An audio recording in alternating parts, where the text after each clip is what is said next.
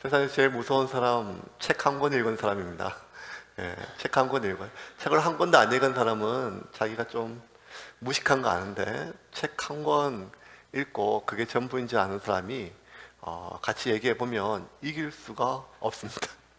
진짜 이길 수가 없습니다. 그러니까 복잡한 이 세상살이를 오직 자기가 읽은 그 몇 줄의 글로 다 해석을 해요. 그걸로 다 통하고 다 세상이 이해가 되고 다 세상이 그렇게 보여집니다.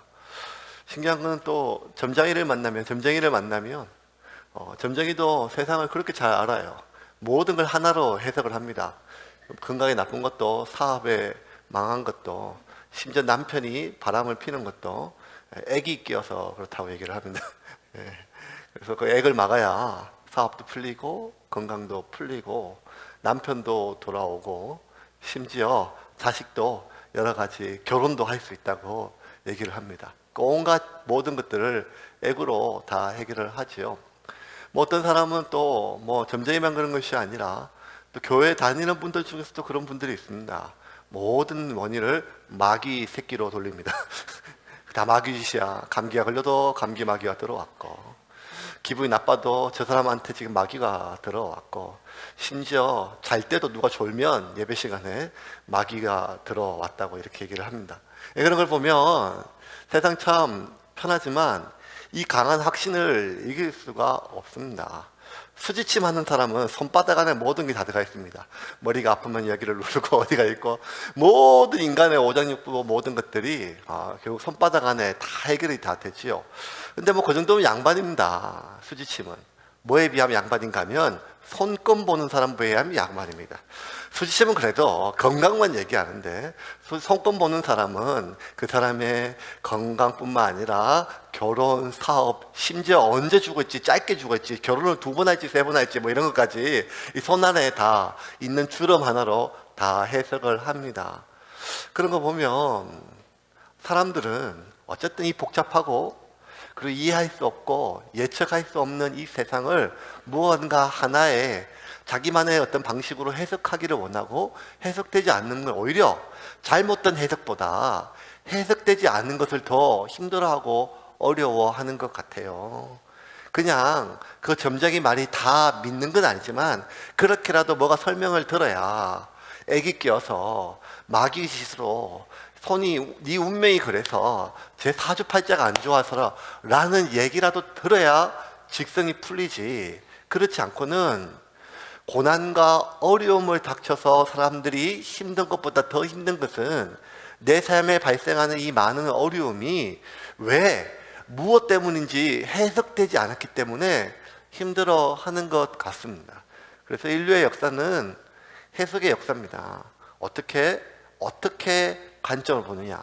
그런데 우리 세상을 해석하기에는, 사람을 보기에는, 인생을 보기에는 너무 복잡하고 여러 가지라서 하나의 안경으로, 하나의 관점으로, 하나의 시각으로 모든 것을 다 해석하는 것은 불가능하고 또 위험한 일이죠. 한반도 역사 가운데 참 격변기를 살아가고 있는 이 시대 속에 적어도 여러분 우리 세대 속에는 여러 가지 많은 이념과 빨갱이냐, 좌냐, 우냐, 진보냐, 보수냐 뭐 이러한 걸로 지금도 한쪽을 하나의 안경으로 보고 거기에 모든 것을 해석을 하고, 단순히 그 사람의 건강이나 그 사람이 가지고 있는 견해가 아니라 그 사람의 생사를 결정하는 시기가 이 땅에도 참 많았다는 것입니다. 단지 그 사람이 오른쪽이냐 왼쪽이냐 하는 그것 때문에 사람을 죽이기도 하고 살리기도 했다는 것이죠. 오늘 우리 본문은 우리 삶 가운데 발생하는 이 수많은 일들, 역사에 대한 해석의 문제입니다. 우리가 어떻게 해석해야 되는가, 내 삶을 어떻게 해석해야 되는가, 이거 쉽지 않은 문제입니다. 왜냐하면 지금 살고 있는 이 사람과 계속 살 것인가 말 것인가를 지금 이 사람이 하고 있는 이 행동으로 해석을 해야 돼요. 내 평생을 이 사람과 함께 동반할 것인가 말 것인가를 지금 최소한 6개월, 3개월 동안 사귀었던 그 안에 결정을 해야 돼요.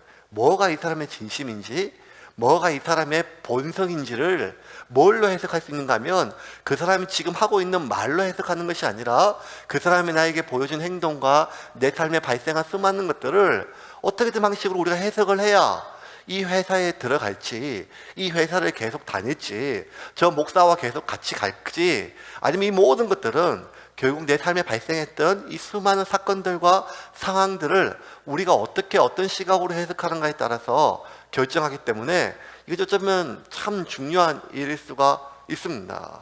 오늘 본문은 이제 바울의 설교 내용들이 처음으로 나오게 됩니다. 누가가 바울의 설교를 처음으로 이 사도행전에 소개하게 됩니다. 우리가 지난주에 살펴본 것처럼 마가는 돌아갔어요. 하지만 남아있는 바울과 바나바와 그 일행은 더 나아가서 그 험준한 타우루스 산맥을 넘었습니다. 2000m 고봉과 수많은 산적들과 강도의 위험을 뚫고 건강도 좋지 못한 바울이 그 산맥을 넘었어요. 굉장히 험준한 산맥이었기 때문에 그 여정은 굉장히 험난했고, 험난한 여정 끝에 기진맥진했지만 안식일이 되자마자 그들은 또 지치고 피곤하고 병든 몸을 이끌고 회당으로 나아갔습니다. 왜냐하면 그것이 그들의 소명이었기 때문이에요. 하나님 말씀 정확하게 예수를 전하기 위하여 그들은 회당에 도착을 했어요. 그리고 회당에 앉았습니다. 14절 15절 같이 읽겠습니다. 시작. 그들은 버가에서 더 나아가 비시디의 안디옥에 이르러 안식일에 회당에 들어가 앉으니라. 율법과 선지자의 글을 읽은 후에 회당장들이 사람을 보내어 물어 이르되 형제들아, 만일 백성을 권할 말이 있거든 말하라 하니. 회당, 시나고기라고 하는 이 회당은 이스라엘 역사 조금 아시는 분들은 좀 이해를 하겠죠. 예수님이 이 땅에 오시기 전에 722년 전에 북이스라엘이 완전히 아수르에 의해서 멸망당하고 586년에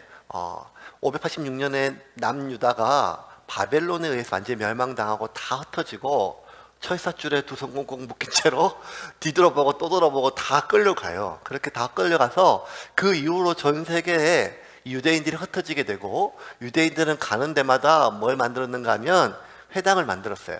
회당에서 그들이 하나님께 예배하고 말씀을 들었어요.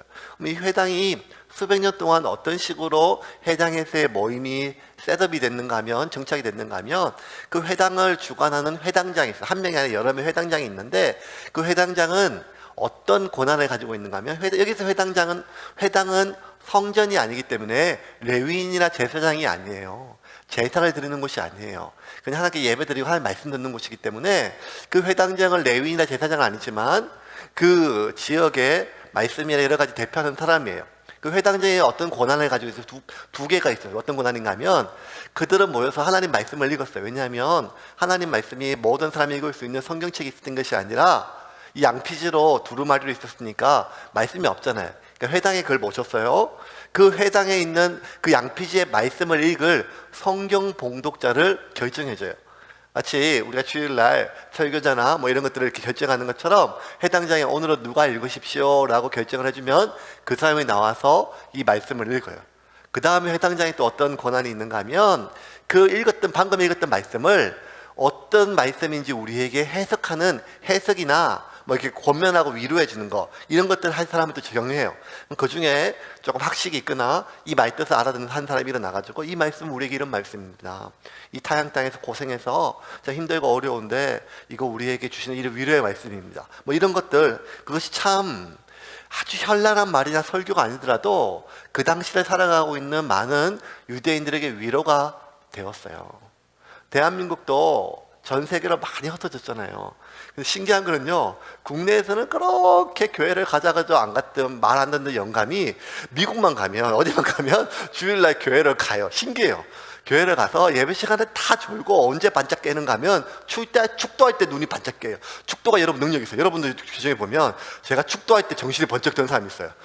예.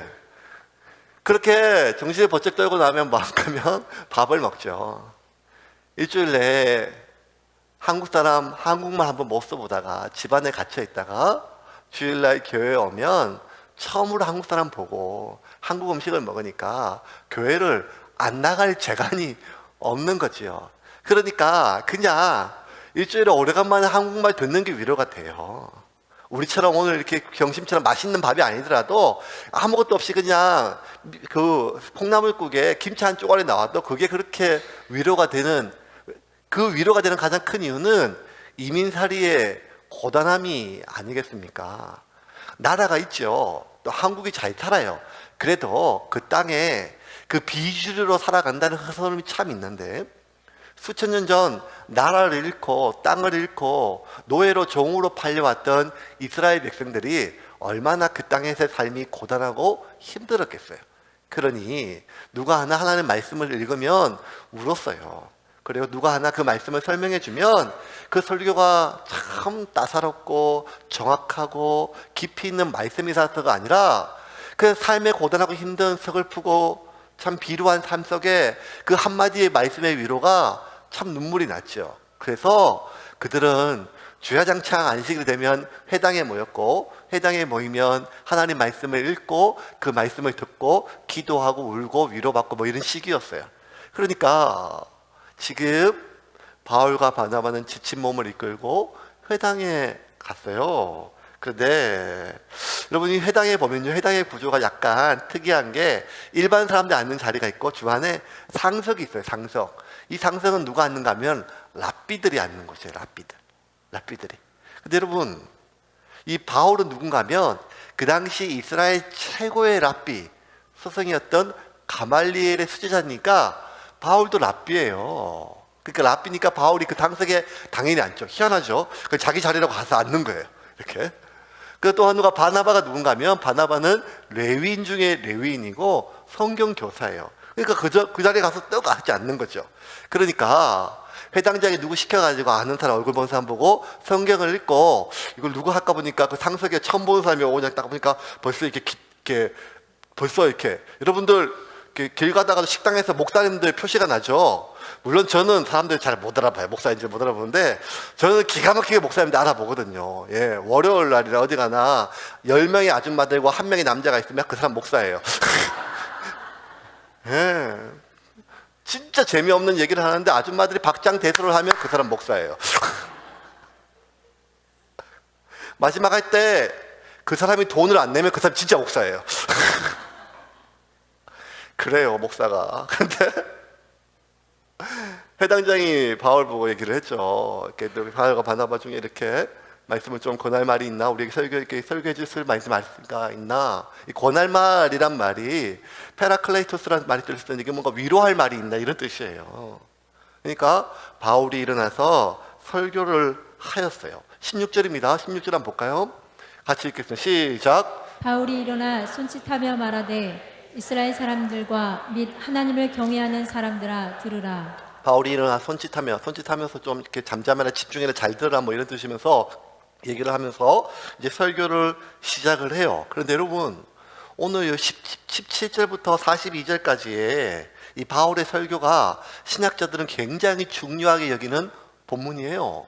왜 그런가 하면 여러분, 지금 바울이 설교를 하는 이 시점이, 이 시기가 언젠가 하면 다메섹 도상에서 예수님을 만난 뒤에 13년이 지난 시점이에요. 바울은 다메섹 도상에서 예수님 만나고 눈이 멀고 눈이 뜨자마자 바로 한 게 뭔가 하면 예수는 그리스도라라고 전하고 다녔던 사람이에요. 너희들이 십자가에 못 박여 죽은 그 예수가 그리스도다, 메시아다. 그리고 그가 사람들에게 죽을 위협에 처하자 도망갔고 아라비아 광야에서도 계속, 그리고 고향 다서에 가서 13년 동안 예수는 그리스도인임을 전했고, 또 안디옥으로 목회자로 부름받았을 때도 1년간 바울이 지난 17년 동안 얼마나 많은 그리스도를 증거하고 또 목회하고 설교하면서 얼마나 많은 설교를 했겠어요. 그런데 그 17년 동안 있었던 수많은 바울의 설교가 누가는 한 번도 기록을 안 해요. 누가는 한 번도 기록을 안 해요. 마가는 베드로의 제자고 엄밀히 얘기하면 누가는 바울의 제자예요. 그래서 마가가 기록했던 마가복음의 수많은 얘기들은 자기 스승 베드로가 보고 들었던 이야기를 듣고 전해 들은 이야기고, 누가가 기록했던 누가복음과 사도행전은 그의 스승이었던 바울의 이야기를 전해 듣고 기록했던 성령의 영감을 받아 기록했던 많은 것들이에요. 그러면 자기 스승이 했던 수많은 설교들이 얼마나 많은 얘기를 들었을까요? 그리고 얼마나 많은 설교 내용들이 있었을까요? 그런데 누가는 사도행전을 기록하면서 지금까지 일체 그 수많은 바울의 설교에 대해서 전혀 언급이 없어요. 그러다가 이 비시디아 안디옥에 이르러서 회당에 와서 바울이 했던 이 설교, 첫 설교도 아니고 수천 번 했던, 수백 번 했던 설교 중에 하나인데, 그럼에도 불구하고 이 설교에 대해서 언급을 하는데, 설교를 했다가 뭐 하겠다 이런 언급이 아니라 설교의 전문을 다 실어요. 17절부터 42절, 41절까지 굉장히 긴 분량의 설교를 그대로 다 실어요. 왜 그랬을까요? 그거는 이 설교의 내용이 중요한 이유가 있어서 그렇지 않았겠습니까? 그게 이제 오늘 좀 살펴보는 거예요. 왜 이 설교의 내용이 무엇이었기에 누가는 이전까지 있었던 수많은 자기 스승 바울의 설교에 대해서는 언급하지 않다가 이 비시디아 안디옥에 있는 이 회당에서 한 설교에는 전문을 다 실었을까? 이 설교의 내용은 출애굽부터 시작했던 이스라엘 역사들을 쭉 설명하면서 그 모든 설교를, 그 이스라엘의 역사를 해석하면서 예수 그리스도가 왜 이 땅에 태어났고 나사렛 예수가 왜 메시아인지를 그 이스라엘의 역사를 해석하면서 설명하는 일종의 그 변정이라고, 예수를 설명하는 그런 전도 설교였어요.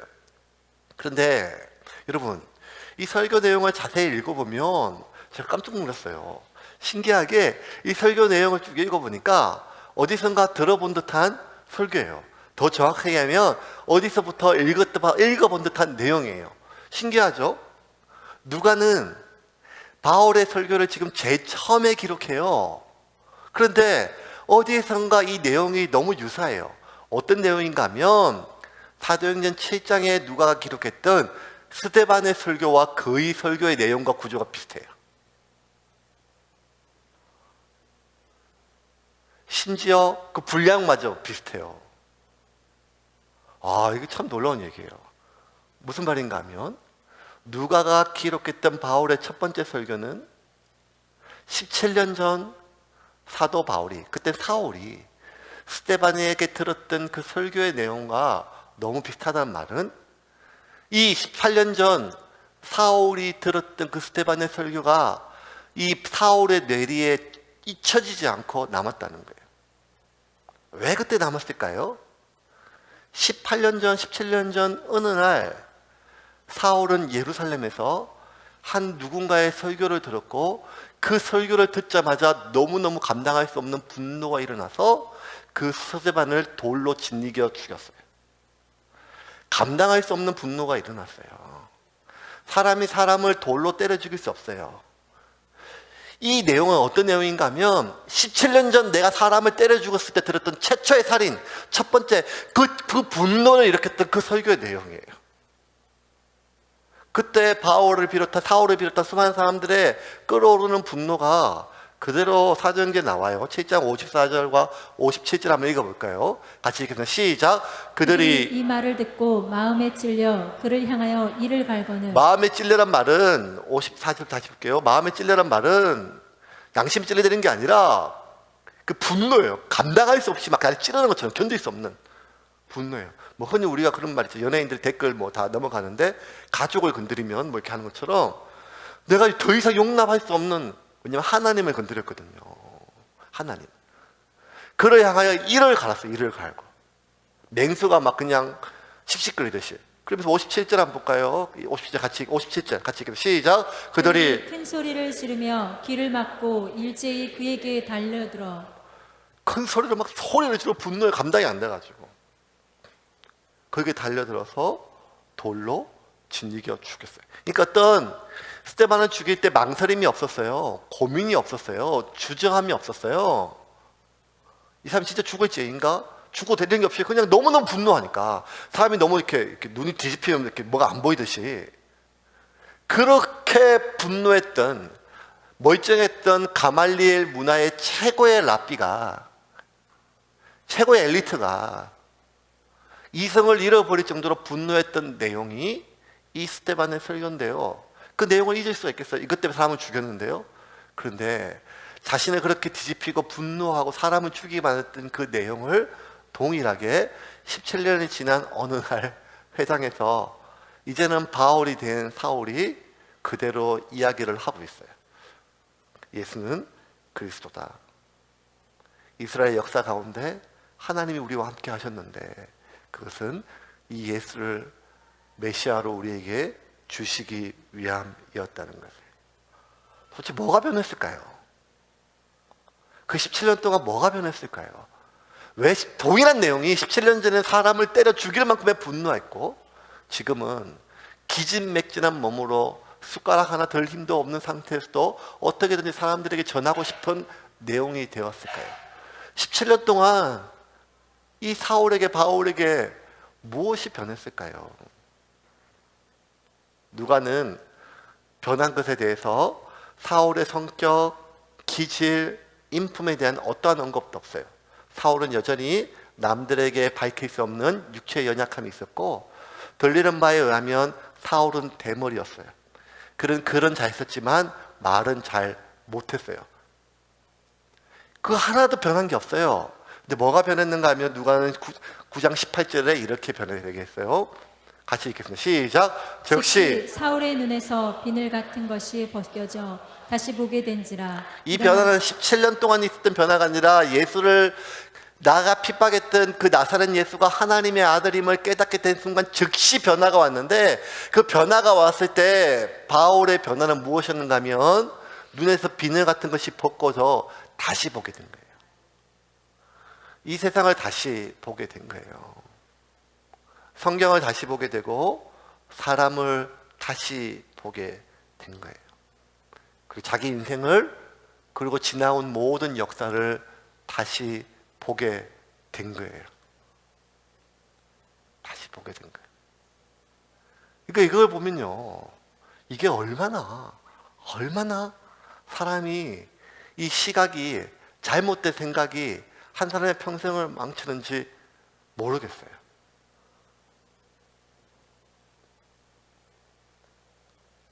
세상은 변한 게 하나도 없고 그 세상을 보는 바울의 관점이 완전히 바뀌었습니다. 주중에 저는 뭐 책도 좀 보지만 강의들을 많이 들어요. 인터넷으로 좋은 강의가 참 많고 오픈된 게 많아서. 근데 이번 주는 우연히 그 김미경 강사가 홀트에서 미혼모들을 대상으로 하는 강의를 좀 들었었는데, 제가 이렇게 조금 인정하는 강사예요. 참 이렇게 전달력이 참 좋고 호소력이 좋은 강사인데 그 내용 중에 참 어떤 내용이 참 와닿는가 하면 이 사람이 참 이 사람이 이런 관점이 있고 이런 관점이 결국 이 사람을 이런 대한민국에서 제일 유명한 강사로 만들었구나. 뭐였는가 하면 이제 미혼모들이니까 보통 미혼모 하면 고생하고 힘들고 어려우니까 처근하다, 불쌍하다, 돌보다 이런 게 있는데 이 사람은 그게 아니라 미혼모의 진심으로 미혼모는 용기 있는 사람이다. 두 번의 용기 있고 두 번의 결정이 있었다라는 말들을 했어요. 그 무슨 말인가 했더니 첫 번째 가장 인생의 어려운 결정인데 나을지 안 나을지를 결정했다는 거예요. 예. 임신은 원하지 않았겠죠. 하지만 나을지 안 나을지는 본인이 결정할 수 있죠. 옳다 그러다 떠나가지고. 예. 이제 나라의 낙태도 이제 합법적으로 인정하는 시기가 됐으니까요. 그런데 자신의 인생이 있는데 그 아이를 낳을 결정을 했다는 거예요. 그 용기가 없으면 그 못한다는 거예요. 두 번째는 아기를 낳아도 기를지 안 기를지 입양 보낼지는 또 다른 결정이라는 거예요. 내 생명, 내가 내 속에 있는 거 내 생명 죽일 수 없으니까 낳았지만 이 아이를 기르는 것은 또 다른 문제이거든요.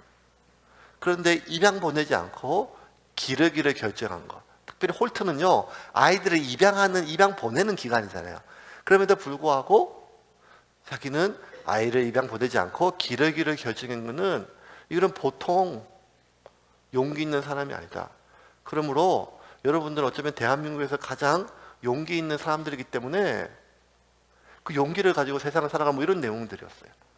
그러면서 참 관점이 저한테 신선했어요. 그러면서 이런 말을 했어요. 저한테 뭔가 하면 내가 이제 그 나이가 훨씬 많으니까 이제 어머니 같은 나이니까 이렇게 얘기를 해요. 내가 세상을 살아보니까 세상은 사건 중심인 줄 알았는데 그게 아니라 세상은 해석 중심이더라. 나는 내 삶에 이런 일이 생겨서 그런 줄 알았대요, 지금까지. 나는 내 삶이 이런 거는 이런 인간을 만나서 그런 줄 알았대요. 그런데 지나와 보니까 내가 이런 삶을 살아온 것은 이런 일이 생겼고 이런 사람을 만나서가 아니라 그 일을 이렇게 붙잡고 있었고 그 사람을 이렇게 뒤틀려 붙잡아서 내 삶이 그러했다는 거예요. 그러므로 내 삶에 어떤 일이 생길지는 내가 막을 수는 없지만 그걸 내가 어떻게 해석하는가는 내가 결정할 수 있기 때문에. 그러므로 여러분 삶에 이런 일이 생긴 것, 이런 사람을 만난 것, 그건 내가 바꿀 수는 없지만 이거를 내가 어떻게 해석하는가는 여러분의 결정에 딸렸는데 여러분은 그 누구보다 용기 있는 사람이기에 그렇게 살아가라. 와, 저는 아멘 할 뻔했어요. 가슴에 뭉클하게 와 닿더라고요. 어떤 사람은요, 과거에 있었던 그 어떤 일에 그 사건을 잊지 못하고 평생 거기에 묶여있는 사람이 있어요. 어떤 사람은 과거의 누구와의 관계 속에 평생 묶여가지고 평생 복수하고 원망하는데 평생을 보내는 사람이 있다는 거예요. 그것만큼 세상에 어리석고 자기를 죽이고 상대방을 죽이는 일은 없다는 거예요. 바울은 우리에게 명확하게 얘기를 해요. 나는 17년 전에 눈이 바뀌었는데 내 눈이 바뀌면서 세상이 바뀌고 나의 삶이 바뀌었다는 거예요. 뭐죠? 세상이 바뀐 게 아니라 세상을 보는 모든 시각과 해석하는 관점이 완전히 바뀌었다는 거예요. 바울이 세상을 보는 관점이 뭘까요? 그게 오늘 설교예요. 바울은 17절부터 19절 이스라엘의 출애굽 450년의 역사를 단 석줄로 요약해요. 이것도 신기해요. 450년을 석줄로 얘기를 해요. 제가 상담을 하다 보면 누구한테 한번 10분 동안 들었던 얘기를 저한테 3시간 동안 하는 경우가 있거든요. 근데 450년 동안 있었던 일을 석줄로 얘기를 해요. 17절부터 19절까지 오늘 본문을 읽겠습니다. 시작. 이스라엘 백성의 하나님이 우리 조상들을 택하시고 애굽 땅에서 나그네 된 그 백성을 높여 큰 권능으로 인도하여 내사 광야에서 약 40년간 그들의 소행을 참으시고 가나안 땅 7족속을 멸하사 그 땅을 기업으로 주시기까지 약 450년간이라. 하나님이 택하시고, 이거 17절 한번 볼까? 17절. 이스라엘 백성이 하나님이 우리 조상을 택하시고, 첫 문장은 하나님이 이스라엘 백성을 택하시고로 나와요. 애굽 땅에서 그 나그네 백성을 높이고 큰 권능으로 인도하여 내사. 18절 볼까요? 광야에서 40년간 그들의 소행을 참으시고, 19절 가나안 땅 7족속을 멸하사 그 땅을 기업으로 주시기까지 약 450년간이라. 이 450년간을 석줄로 요약하면서 첫 문장은 하나님이 이스라엘 백성들 우리 민족을 택하셨대요. 모든 이유가 여기서 시작이 돼요. 다른 게 아니라 하나님 택하셨다. 왜 택하셨는지에 대해서는 설명이 없어요. 하나님 택하셔서 하나님 택해서 그들을 높이셔가지고 종되었던 그들을 높여서 구원하시고 민족을 이루시고 하나님의 큰 권능을 그들을 인도하셨대요. 인도하셨다라는 먹이고 입히고 40년 동안 그들의 신발과 의복이 해하지 아니했다는 것은 그들을 먹이고 입히셨다는 얘기죠. 그리고 오래 참으셨대요. 그리고 마지막에 그들에게 이 가나안 땅을, 지금 너희들이 살고 있는 이 땅을, 이 생업을, 이 재산을 주셨다고 얘기를 해요. 그러니까 하나님이 이 450년간의 이스라엘 역사를 요약하면서 이 하나님의 시각으로, 예수님의 시각으로 변화됐던 바울의 첫 번째 언급은 무엇인가 하면 하나님 우리를 택했다는 거예요. 그래서 하나님 우리를 높이시고 우리를 인도하시고 그리고 우리를 참으시고 우리에게 이 모든 것을, 현재 누리고 있는 이 모든 것을 하나님이 주셨다는 거예요. 이게 바울의 시각이에요. 바울의 현재 삶의 과거와 현재에 대한 바울의 해석이에요. 바울의 요지는 이거예요. 하나님이 하셨다는 거예요. 주가 하나님이에요. 하나님이 하셨다는 거예요. 그런데 제가 항상 좀 비꼬 와서 생각하니까요. 지난 450년 동안 하나님 택하시고 먹이고 입히고 보호하시고 인도하시고 참으시고 다 했다는 거예요. 하나님이 다 하셨다는 거예요. 그런데 출애굽이 지난 1500년이 지난 이 바울의 시대, 그러니까 이 바울이 설교하기 1500년 출애굽이었으니까 출애굽이 지나고 1500년이 지난 그때 시점에서 지난 1500년 되돌아보면 하나님이 보여요. 하나님이 하신 게 보인단 말이에요. 지나온 길에 하나님이 보여요. 하나님의 흔적이. 그런데 우리가 치열하게 살아가고 있는 이 순간에 하나님이 잘 안 보인단 말이에요. 바울이 그렇게 피를 토하면서 하나님이 택하셨다, 하나님이 먹이셨다, 하나님이 인도하셨다, 하나님이 참으셨다, 하나님이 주셨다, 하나님 하지만 출애굽기와 신명기를 자세히 읽어보면 그 시기를 살아가고 있는 이스라엘 백성들은 늘 왜 원망하는가 하면 하나님 어디 갔냐 이 말이에요. 모세한테 왜 원망하는가 하면 하나님은 어디 갔냐 이 말이에요. 왜 물이 없냐, 왜 고기가 없냐, 왜 먹을 게 없냐, 왜 적군들이 쳐들어오는데 하나님은 어디 갔냐. 그러니까 이스라엘 백성들이 450년 동안 그들이 현재를 살아갈 때는요, 하나님이 다 하시는 것처럼 느껴지는 것이 아니라 늘 하나님은 보이지 않아요. 언제? 목마르고 있는데, 뜨거운데, 배고픈데, 적들이 쳐들어와서 겁이 나는데, 무섭고 외로운데, 두려운데 하나님이 보이지 않는다는 거예요. 그래서 그들은 원망했어요. 이스라엘 백성들의 가장 불안에 떨었을 때가 언젠가 하면 모세가 하나님께 시내산에 가서 하나님의 음성을 들을 때예요. 하나님은 보이지 않으니까, 하나님의 손길은 느껴지지 않으니까, 하나님이 나와 함께 하신다는 것이 실감나지 않으니까 이스라엘 백성들은 눈에 보이는 모세를 더 의존했어요. 그래서 이스라엘 백성들은 하나님의 부재에 대해서 두려워한 것이 아니라 자신들이 믿고 의지했던 모세의 부재를 못 견뎠어요. 출애굽기에서 이스라엘의 가장 큰 불안이 부각되는 대목은 어딘가 하면 하나님이 없을 때가 아니라 모세가 시내산에서 안 내려왔을 때 그들은 불안에 떨다가 금송아지를 만들었어요. 심지어 이스라엘에서 가장 용감한 사람이 누구였는가 하면 출애굽 당시에 여호수아 장군이었어요. 근데 여호수아 장군조차도 모세의 뒤를 이어 자기가 이스라엘 백성들을 이끌 때가 되자 그 평생 용감하게 싸웠던, 가장 용감했던 이스라엘의 가장 용감했던 전사 여호수아 장군마저 모세가 없는 것을 못 견뎠어요. 두려워했어요. 놀랐어요. 오직하면 하나님이 계속 달래요. 여호수아를 읽어보면 초기에 뭐라 나오는가 하면 두려워하지 말라, 놀라지 말라, 내가 너와 함께함이라. 그러니까 여호수아조차도 모세의 부재를 견디지 못하고 불안하고 두려워한다면 이스라엘 백성들은 얼마나 심했겠습니까? 심지어 말도 안 되는 기적을 통해서 하나님이 가나안에 있는 모든 땅들을 주셨어요. 가나안에 있는 7족속을 멸하고 가나안에 있는 땅들을 주셨어요. 그런데 하나님이 주셨거든요. 오늘 성경은 명확하게 하나님이 주셨다고 나와요. 근데 그럼에도 불구하고 이스라엘 백성들이 느낄 때는요, 그들이 실감할 때는요, 이 땅을 주는 건 하나님이 아니라 여호수아예요. 왜냐하면 땅을 누가 분배했는가 하면 여호수아가 분배했거든요. 여러분, 식당 가서 반찬이라도 하나 더 얻어 먹으려면 사장한테 잘 보여야 돼요? 서빙하는 직원한테 잘 보여야 돼요? 결국 마지막에 여호수아가 분배를 했는데 이 모든 결정을 여호수아가 하는 것으로 느껴졌어요. 그래서 그들은 모든 것들을 오직 여호수아한테 부탁했어요.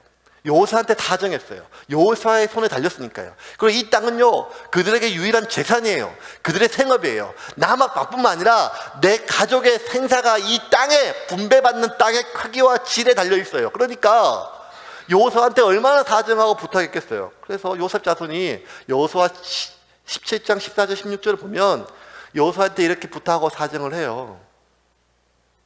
한번 볼까요? 같이 읽겠습니다. 시작. 요셉 자손이 여호수아에게 말하여 이르되 여호와께서 지금까지 내게 복을 주심으로 내가 큰 민족이 되었거늘 당신이 나의 기업을 위하여 한 제비 한 분깃으로만 내게 주심은 어찌함이니까. 자, 14절. 요셉 자손이 여호수아에게 말하되 이르되 막 쭉 내가 이 큰 민족이 됐는데 어떻게 나의 기업을 위해서 이거 한 토막밖에 한 필지밖에 안 주냐 이 말이에요. 더 달라는 말이에요. 계속 볼까요? 15절 같이 읽겠습니다. 시작. 여호수아가 그들에게 이르되 내가 큰 민족이 되므로 에브라임 산지가 내게 너무 좁을진대 브리스 족속과 르바임 족속의 땅 살림에 올라가서 스스로 개척하라 하니라. 야, 너 저 가서 저 땅에 너들 좋은 강한 민족이니까 너들 식구들이 아주 힘이 좋으니까 저 산지에 가서 개간해라. 여호수아가 결정을 해요. 16절 시작. 요셉 자손이 이르되 그 산지는 우리에게 넉넉하지도 못하고 골짜기 땅에 거주하는 모든 가나악 족속에게 베스안과 그 마을들에 거주하는 자이든지 이스라엘 골짜기에 거주하는 자이든지 다 철거병 있나이다 하니.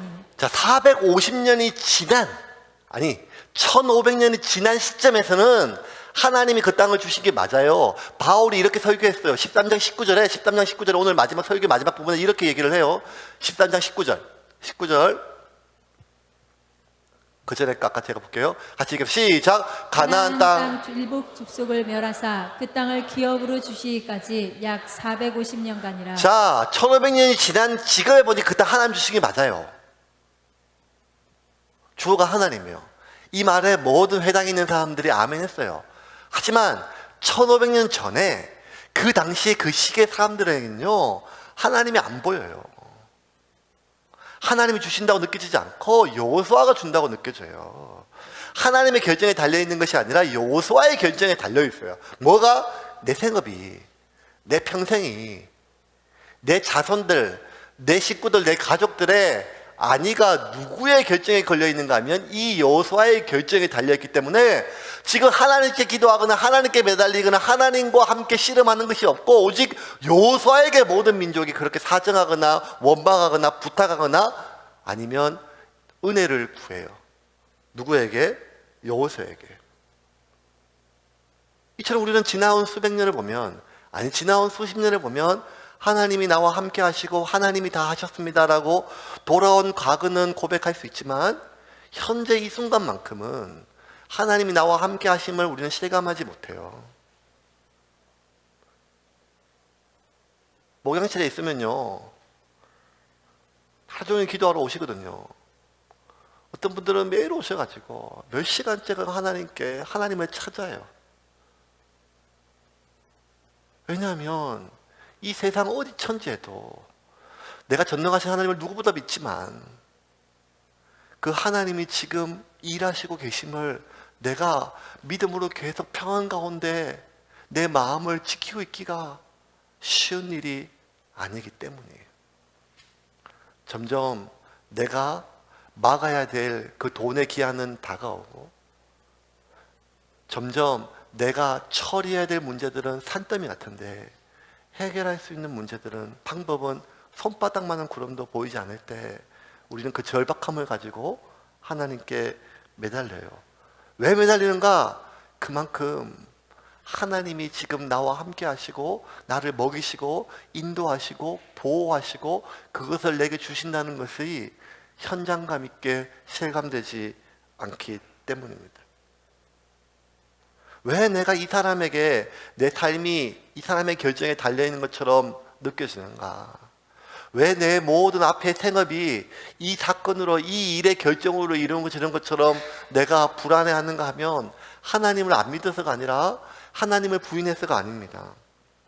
내 삶에 내 생업에 결정을 미치는 이 사람의 결정과 이 일의 결정이 너무 큰 영향력을 미치기 때문에 내가 기쁘기도 하고 심지어 절망하기도 하고 심지어 삶을 내려놓기도 해요. 일평생 내가 일구었던 내 사업이 누군가의 농간으로 하루아침에 없어짐을 견딜 수 있는 사람 많지 않아요. 내가 내 삶을 내려놓을 정도로 하나님의 살아계심을 믿어요. 천국과 지옥도 믿어요. 하나님 전능하심도 믿어요.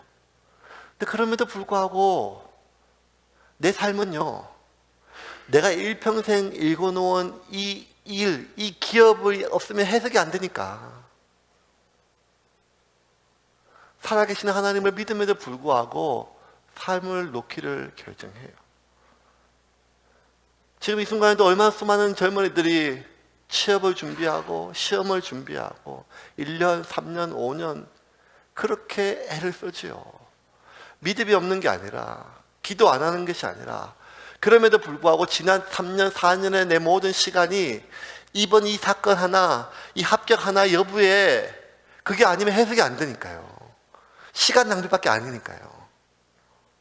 그러므로 우리는 과거를 살아가는 것이 아니라 현재를 살아가는, 하늘을 창조하시고 땅을 창조하시고 세상의 모든 것을 창조하신 전능하신 창조주 하나님을 믿음에도 불구하고 이 치열한 이 세상을, 현재를 살아가고 있는 우리는 여전히 하나님보다는 이 사건에, 이 사람과의 관계에, 이 일에 내 삶이 달려있는 것으로 해석될 수밖에 없다는 거예요. 그래서 1500년 동안 이스라엘의 역사는요, 살아계시는 하나님을 믿고 전능하신 하나님의 창조주 되심을 믿음에도 불구하고 그들은 그럼에도 불구하고 이번에 농사는 바알 신에게 결정이 되는 것 같아요. 이번에 이 일은 아세라 때문에 결정이 되는 것 같아요. 그래서 그들은 하나님을 버린 적은 한 번도 없지만 그들은 여전히 하나님과 더불어 바알을, 하나님과 더불어 아세라를 겸하여 섬겼던 거예요. 아이러니하게도 이스라엘 백성들이 언제 가장 절박하게, 아니 가장 확실하게 하나님의 하나님 되심을 경험했는가 하면 하나님의 은혜가 충만했을 때가 아니라 하나님의 징계 때예요. 하나님의 분노 때예요. 하나님의 불을 보내시고 불뱀을 보내시고 땅에 지진을 일으키시고 전쟁을 일으키시고 뭐 이럴 때는 정신이 번쩍 들어가지고 하나님의 하나님 되심을 믿고 하나님 앞에 벌벌 떨면서 하나님의 하나님 되심을 돌아왔어요. 그러면 하나님이 아세요. 이 백성이 언제 우상에 빠지지 않고 나에게 온전히 돌아올 수 있는가 하면 하나님이 징계할 때, 하나님 분노할 때, 하나님의 강력한 힘을 보여줄 때예요. 그게 효과적이에요. 그런데 하나님이 지나온 이스라엘을 돌아보면 하나님은 그렇게 하나님의 하나님 되심의 강력한 권능을 나타내실 때가 아니라 우직하게 미련하게 바보처럼 그냥 참으셨어요. 18절 말씀입니다. 18절 말씀 시작. 광야에서 약 40년간 그들의 소행을 참으시고, 광야에서만 40년간 참으신 것이 아니라 바울의 설교 속에 450년간 하나님은 그들을 참으셨어요. 참으셨어요.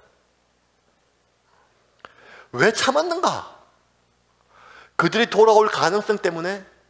그들의 연약 때문에? 아니죠. 바울의 이 설교의 모든 시작으로 다시 돌아가야 돼요. 그게 뭔가 하면 17절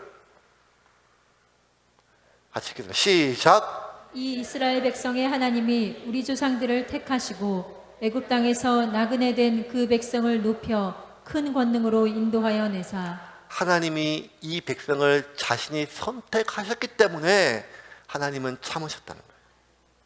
언제까지? 이 모든 것을 내어주고 그들이 정착할 때까지 참으셨다는 거예요. 왜? 그들이 회개하고 돌아올 가능성 때문에? 아니요. 그들의 간절한 부르짖음 때문에? 아니요. 하나님이 선택하셨기 때문에 그들을 끝까지 참으시고 그들에게 인도하셨다는 것이 바울의 결론이었어요. 이게 얼마나 피눈물 나는 바울의 결론인가 하면요, 바울은 가말리엘 문화에서 배웠기 때문에 성경에 누구보다 박사예요. 바나바조차도 바울의 설교를 못 따라가요. 바울의 해석을 못 따라가요. 성경에 대해서 누구보다 바울이 박사예요. 아라비아 광야에 3년 동안 깊이 묵상하면서 지금까지 읽었던 모든 성경을 다시 해석하면서 예수 그리스도 중심으로 다시 해석했어요. 다 뚫렸어요. 아, 그랬구나. 창세기 말씀이, 이사야서 이 말씀이, 이 다윗의 이야기가 이 예수님한테 하는 말씀이구나. 성경이 완전 새로 보였어요, 진짜. 이게 내가 왜 못 봤지? 왜 내가 진짜 눈에 비늘이 있었구나. 모든 것이 다 해결됐어요. 모든 것이 설명이 가능했어요. 다 해석이 됐어요. 다 해석이 되는데 한 가지만 해석이 안 돼요. 그게 뭔지 아세요? 그런데 하나님 왜 나를 참으셨지? 죄인 중에 계신데, 스데반을 내가 때려 죽였는데, 교회를 찢었는데, 예수 믿는 사람들 잡아 죽이려고 그 놀라운 난리를 쳤는데 왜 하나님이 나를 안 죽이셨지? 왜 하나님이 나를 참으셨지? 왜 하나님이 나를 안 죽이시고 폐기 처분하지 않고 여기까지 오게 하셨지? 지난 17년 동안, 아라비아 광야 3년 동안, 고향 다에서 13년 동안, 목회하는 안디옥에서 동안, 지난 17년 동안 아무리 고민하고 고민해도 하나님이 왜 나를 그렇게 참으셨지? 나 참으셨지? 설명이 안 돼요. 그런데 바울이 내린 한 가지 유일한 결론이 무엇인가 하면 9장 15절이에요.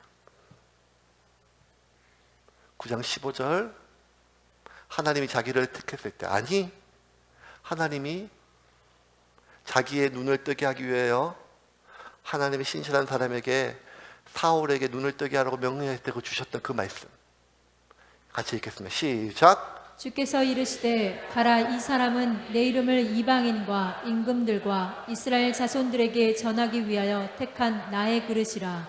택한 나의 그릇이라. 하나님이 나를 택했기에 그분이 나를 참으셨다는 거예요. 나의 능력과 자질과 가능성과 다시 돌아올 나의 성격 때문이 아니라, 나는 이해할 수 없어요. 바울은 마지막 순간에 이 문제를 해결하지 못했어요. 하나님이 왜 나를 택했는지. 하지만 분명한 건 뭔가 하면, 그분이 나를 택했기에 그분이 여기까지 나를 오게 하셨고, 나는 지금도 나의 구원과 나의 모든 연약함과 약함이 있지만, 그럼에도 불구하고 내가 나의 모든 달려갈 길을 다 갈 수 있다고 확신할 수 있는 것은 나의 현재 결단과 결심 때문이 아니라 나를 택하신 그 하나님의 선택과 결정 때문이라는 거예요. 이제 말씀을 좀 정리하겠습니다. 여러분, 이거는요, 바울 신학의 핵심뿐만 아니라 기독교의 가장 중요한 핵심에 우린 지금 도달해 있어요. 그게 무엇인가 하면, 우리가 왜 이 길을 지금 계속 가야 되는지. 이 길은 언제든지 우리로 하여금 되돌아가게 하는 길이에요. 우리가 어떤 결심을 하고 왔다 할지라도 이 길은 우리가 언제든지 되돌아갈 수밖에 없게 만드는 고단하고 힘든 길이에요. 넓은 길이 아니라 좁은 길이고, 눈물 없는 길이 아니라 눈물의 길이고, 고통 없는 길이 아니라 고통의 길이에요. 그런데 우리가 이 길을 그럼에도 불구하고 왜 가야 하는지, 그리고 우리가 어떻게 끝까지 그 길을 갈 수 있는지는 한 가지 이유 때문이에요.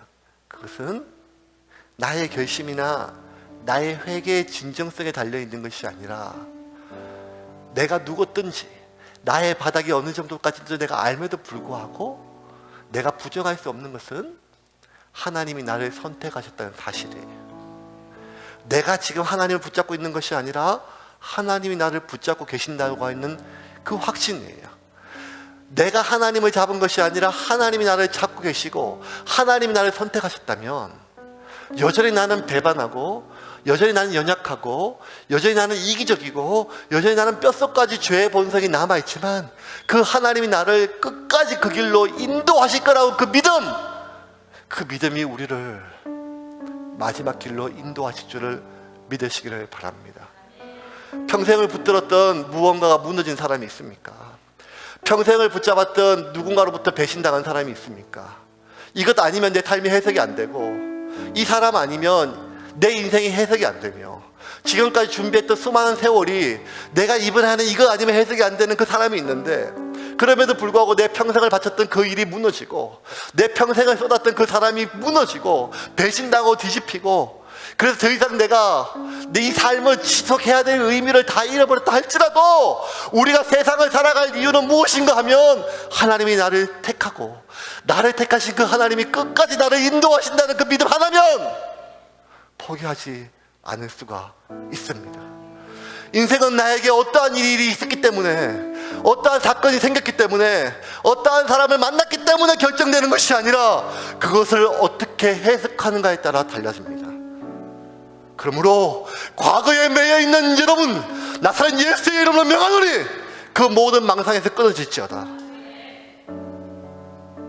그리고 나를 인도하시고 나를 선택하시고 나에게 모든 것을 주실 그 하나님을 믿는 믿음 안에서 승리하시기를 주님의 이름으로 축원합니다.